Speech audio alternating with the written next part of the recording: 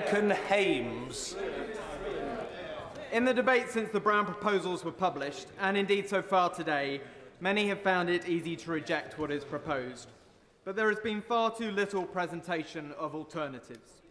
I have attempted to bring constructive criticism and fresh ideas to bear upon the government's proposals during the past few weeks.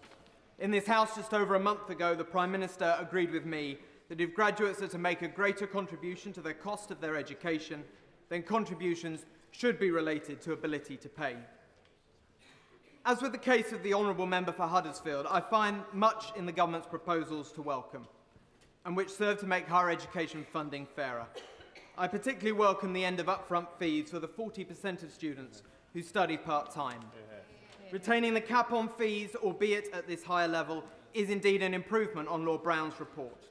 The raising of the repayment threshold from £15,000 to £21,000 is also an improvement on the current system, as is the annual uprating of this threshold, and indeed in line with earnings.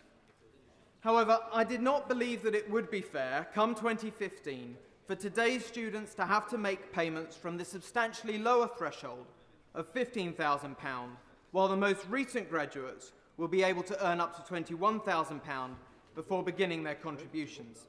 I have made this very point to the Universities Minister on the floor of this House. I therefore truly appreciate the movement the government showed yesterday in announcing the annual uprating of the repayment threshold to existing students and graduates, not just those starting their studies from 2012 onwards. This measure should not be underestimated. It calls a halt to repayments for over 100,000 graduates on modest salaries, and it cuts the contributions asked of 2.5 million graduates by hundreds of pounds each over the course of this Parliament. But I would wish that when the new system is in place, the gap between existing repayment threshold and the £21,000 level could be closed entirely. At the very least, current and recent graduates under the existing system should be afforded the option of transferring onto the new system with whatever outstanding contribution they have left at the time. In this way, they could indeed benefit from the increased threshold. I'll give way to my honourable neighbour. I appreciate him pointing out the progressive natures of the measures we are proposing. Isn't it incredible that the party opposite, who actually introduced the principle of graduates paying and voted for 2 tuition fee increases, is able to drum up quite so much fake anger on the issue this afternoon? What amazes me, Mr. Speaker, is that they were not prepared to raise that threshold of £15,000 in any of the last 6 years. But there is another failure of what has happened since the opposition introduced tuition fees, which I'd now like to address.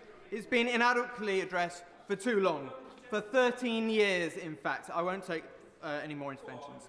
Back in 1997, the Deering report concluded that the cost of higher education should be shared among those who benefit from it: the student, the state, and the employer. For the last 13 years, the government has ignored the conclusion that employers should also contribute to the cost of higher education. Not only are graduate employers not required to make a direct contribution, there appears to be no method to facilitate this, even on a discretionary basis. I'd like to invite the government and industry to develop broader proposals to facilitate and even encourage direct employer contributions to graduates' higher education. Such contributions would effectively reduce what's being asked of graduates themselves. This could even prove to be more tax efficient for such enlightened employers who chose to make them. Mr. Speaker, in the weeks since the Brown Review was published, I have persistently sought to persuade the government to amend its proposals to make them fairer. The government has responded constructively and listened while others have failed to set out a fair and affordable alternative. In this way, we are making things fairer, and although there is more to do, I am confident that ministers will continue to engage with those issues. That is why I will join them in the I lobby this afternoon.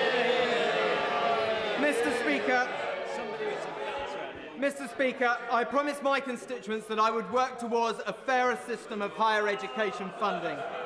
That is indeed what I have done, and it's what I will continue to do.